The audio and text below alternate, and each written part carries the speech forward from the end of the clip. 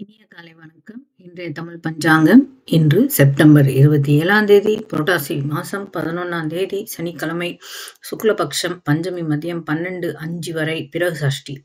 நட்சத்திரம் அனுஷம், இரவு 1 மணி 9 நிமிடம் வரை, பிறகு கேட்டை. யோகம் பிரீதி, இரவு 11:40 வரை, பிறகு ஆயுஷ்மான். கரணம் பாலவம், மதியம் 12:05 வரை, பிறகு கௌலவம். இரவு 1:17 வரை, பிறகு தைதுளம். அமிர்தாதி யோகம் சித்த யோகம், சூலம் கிழக்கு, பரிகாரம் தயிர். சந்திராஷ்டம அஸ்வினி மற்றும் பரணி நட்சத்திரங்களுக்கு சமநோக்கு நாள், நேத்திரம் 1, ஜீவன் அறை. இன்றைய கிரக நிலை.